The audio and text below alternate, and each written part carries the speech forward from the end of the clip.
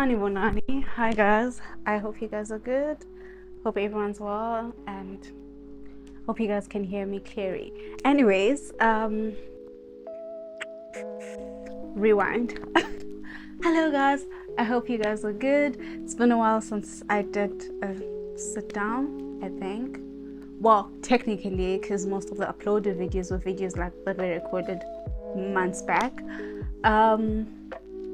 And today I posted something on my WhatsApp statuses a couple of days ago, and it was after I saw status by somebody, and there was this lady who was talking, and she was saying how a guy treats you on your birthday is how he feels about you, how he really feels about you.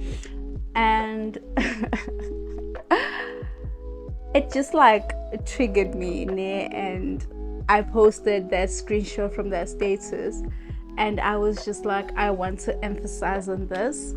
And then I did an entire story time on my WhatsApp, and it got like quite a lot of engagement on my WhatsApp, and people were like, this should be on the Red app.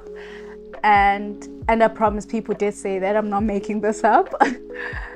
And yeah, I guess that's why I'm here now. So story time. Anyways, let's get to it. So to protect people's identities, because most people on my YouTube and on people that know me personally, I am going to hide specific details because I don't want to offend people in any way. This is just me saying my story. So if the story is about you and you happen to come across it, 1.1, just know I was like really touched.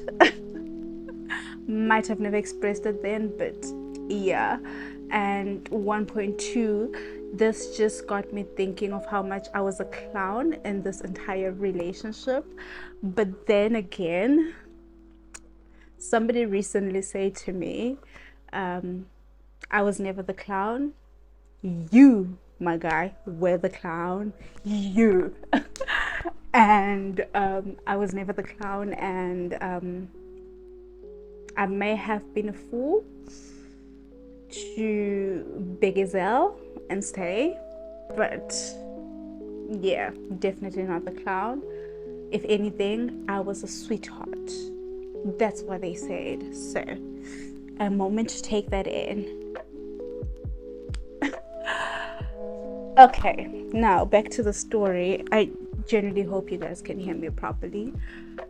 So a couple of years back, I won't say when, I was in a relationship with this guy. If I am not mistaken, we were together for like roughly 3 years, maybe 3.5. I'm not sure. I don't quite remember. And during this time of ours together, this is a story based on the emphasis of how he treats you on your birthday is how he feels about you. And I am saying this, I'm telling the story rather, as to basically to tell girls or guys or whoever that listen, pay attention to the red flags, don't ignore them, because in the great words of Marvin, it will come back later to haunt you. You will regret not listening to your gut or not taking those red flags seriously. Well, I don't remember his exact words, but it was something along those lines. Guys,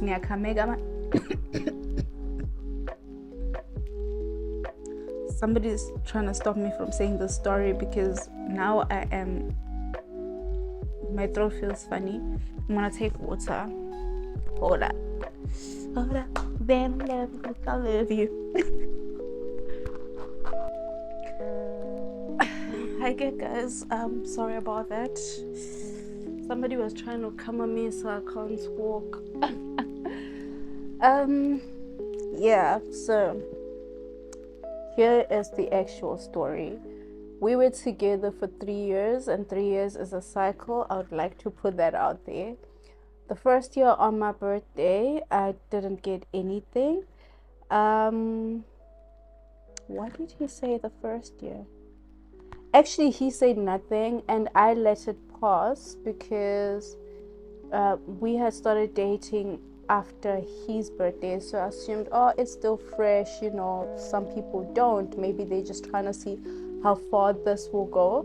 But personally, if we started dating and your birthday was like in a week's time, I would still get you a gift because now we're together. Fast forward, the following year on Valentine's Day, I got him gifts. I remember perfectly, I did the 5 senses thing. You know, I got him, I think, a perfume for smell. I got him something to drink for taste, for feel or touch or whatever. I got him I remember there was like a t-shirt there.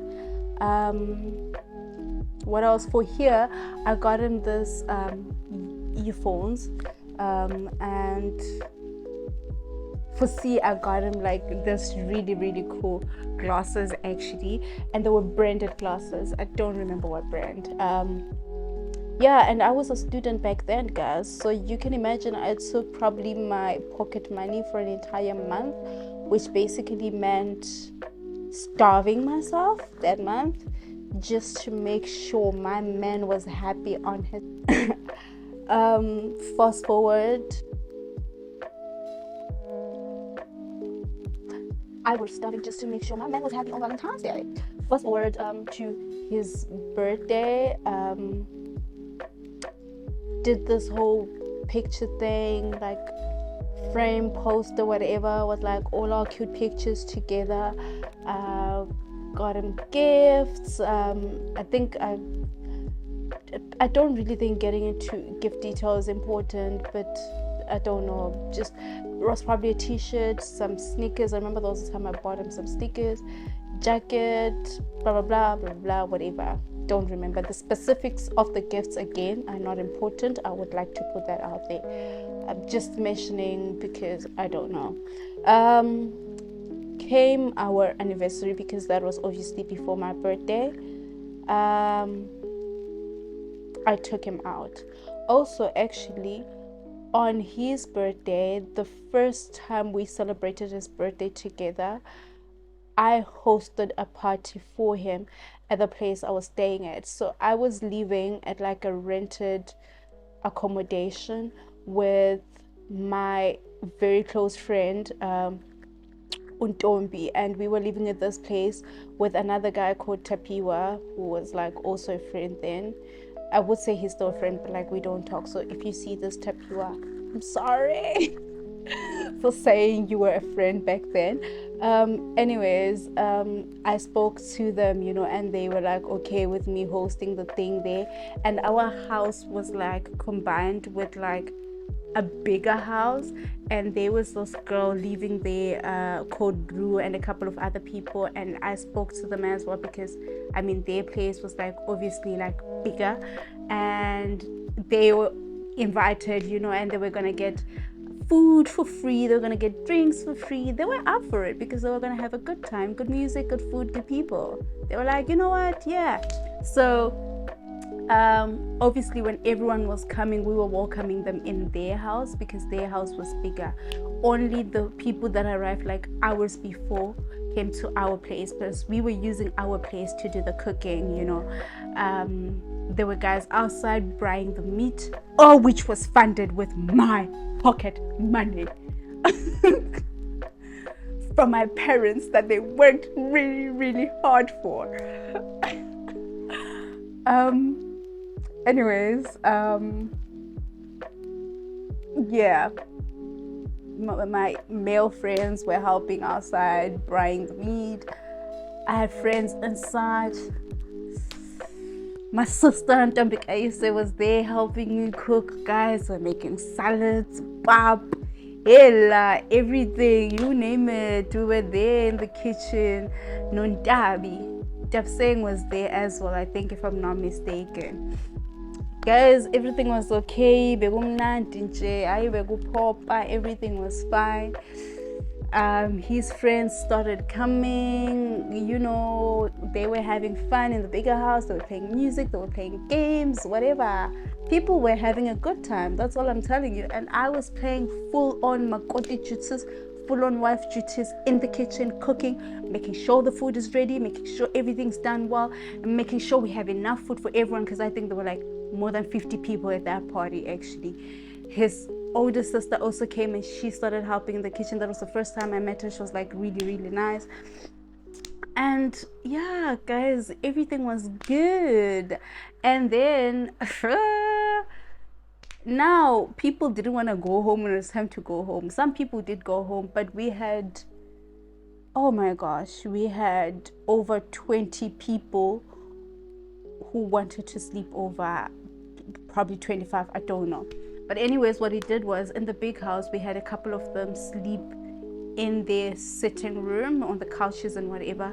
Then we had another couple come sleep, not a couple, but like a couple of people sleep at our place. I always have a pumping bed because for some weird reason, like in my family, I feel like everyone had, like my mom had her own, you know, pumping mattress that she probably carries everywhere with a pumper, and then if need be you just like pump the bed. So I had mine, even though I had a bed in my room, and I pumped that for the people that were sleeping in Tapiwa's room, because then he left, he wasn't around that weekend, so then he said we could use his room. So there were people that slept on his bed and people that slept on the pump mattress on the floor, and there were people that slept in my room and whatever, and there were people that slept in Dombi's room, and then there were people that slept in the sitting room and in the couch at our place. It was pizza, and because there's so many people obviously in the morning, that also meant out that I had to take more money out and actually go and buy stuff for breakfast. I had to buy eggs, butter, milk, bread, whatever, to feed this 20 million people, juice and whatever, and I was going all out. And I remember Ntombi saying to me, Chichi, I get you like trying to be nice and whatever, but like I feel like you're overspending on these people, and maybe you're trying to prove that you're a good girlfriend to his like family and friends and whatever, but like you are hurting your own pocket, like it's costing you basically.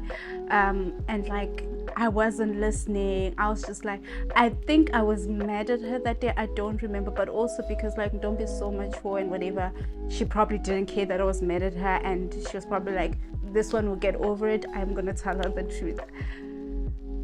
Anyways, Gobam Loco, guys, that's what I did. Came anniversary, took him out and whatever. Came my birthday, didn't get anything. This was, okay, now I remember when this was. A couple of days before that, the guy went out with a couple of friends or colleagues rather. They had a blast of a night. A colleague had a birthday. Her birthday is literally like 4 or 5 days before mine, so that's when they had gone out on her birthday. And my nigga took 5,000 rands to buy her a bottle, right, which was a present. Come my birthday, guys, I didn't even get a PS chocolate saying I love you. PS is less than 10 rand. 10 rand, 5,000 for colleague, not even 10 rand for girlfriend. I told me, because it's like, oh baby, I'm broke, you know what, but I'm gonna make it up to you. Me being the talala that I am, I'm like, it's alright, it's so cool, don't worry about it. Oh my gosh. So now this was my second birthday that I obviously didn't get anything. you know what, fast forward, it was whatever, nothing was done for my birthday. It was just no more day. It passed. I think we even fought on my birthday, and I felt like my nigga was fighting me because he didn't want to have to give me something or do something, so the excuse would be we were not in good terms or whatever. But me being me, I just like kept quiet and it was whatever. And ngakhona, guys, the 5,000 bottle thing, I only found out like weeks after. So when he told me he didn't have money, I was like an understanding girlfriend. I was like, you know what, it's okay, don't worry about it, it's just a birthday. And as much as I was touched, but then there was like a situation with like car insurance or something like that, I don't remember, and he had to print out his bank statements and we had to go through them together because he was trying to find out where what money went, what got taken out and whatever. And while we were doing that, that's when I'm going through there. I'm like, October, 5,000 bottles. I'm like, what was happening here at this place? What was 5,000 for? Like, no, it was a bottle for this person. It was a birthday and whatever. I'm like, this person's birthday was like a couple of days before mine. You could have bought something for 2,000 for this. Even 1,000 is a lot, guys. I am sure the gifts that I was getting him were not more than 2k, at most maybe 1.5k gifts, right? So I mean, even if I got something for 500, I would have been happy. He could have bought her a bottle for 4,500 and used 500 to get me something. I mean, I wanted a human-sized teddy bear. He knew that was only going to cost him 500, but zero. Anyways, came Christmas, got him something. By Christmas time, he wasn't working anymore. Unfortunately, he had lost his job. And when Christmas came, I got him something, and I really wasn't concerned that he hadn't gotten me anything because I understood he was unemployed at the time. So it was just like, you know what, don't worry about it. And then obviously the next thing the following year was Valentine's. Valentine's Day came, got him gifts. I got nothing again, ignored it. Came his birthday. For his birthday, he came. I remember I was like back home in Mpumalanga, and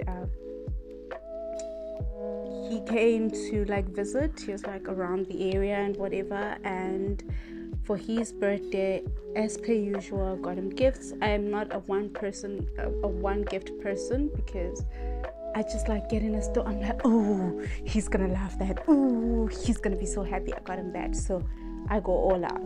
And on the night of his birthday, we all went out with my family, you know, my siblings, my parents and whatever.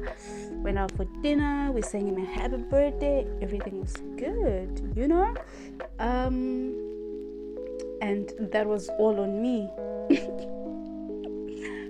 I feel like, no offense to my family, thank you guys for the support, but I feel like if I had gone there with just him, I would have saved lots of money, but we're not there.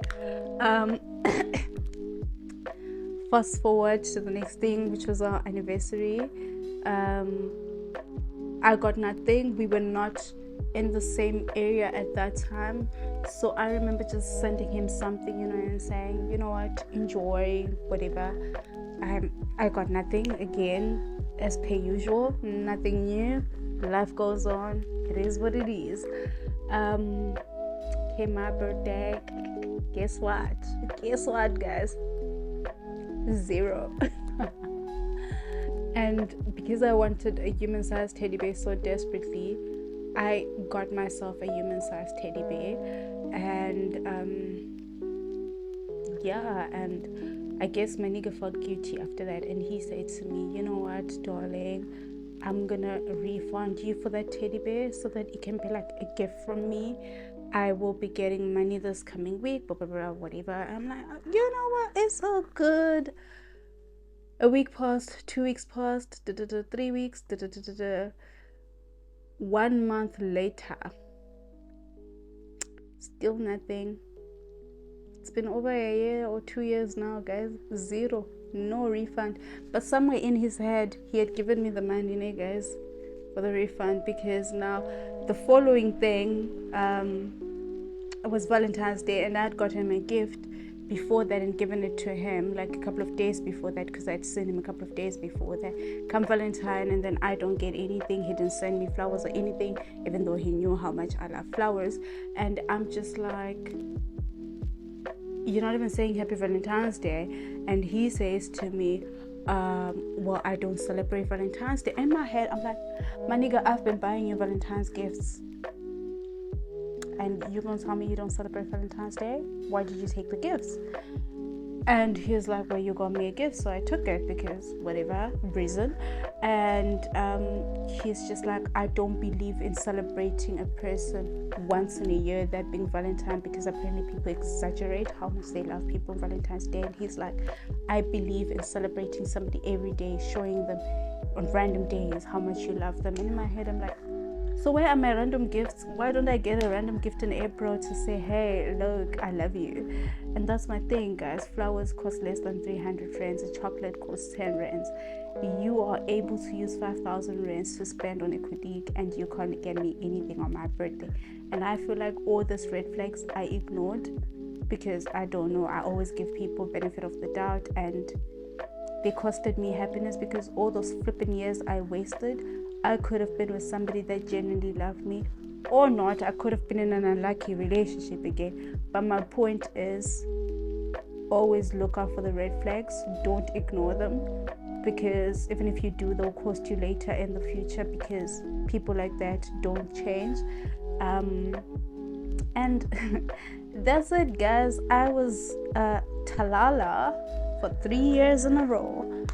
And when I posted the story time on my WhatsApp, the last message I put up was the fact that, yeah, like when a guy shows you how he feels about you on your birthday, don't ignore it. Men will go all out for women that they really love, and if they don't, just know you're not the one. And I remember also posting that if his friends or sisters saw that message, they should know I'm sorry. I'm not trying to trash anybody, just putting my story out there, and I'm here saying it again. And the way this person is surrounded by such amazing people, I don't know how they turned out like that. But one of his sisters actually texted me and said, replying to that message where I said, yo, if his sisters see this, I'm sorry. And she said to me, I still wonder how you were able to handle all that.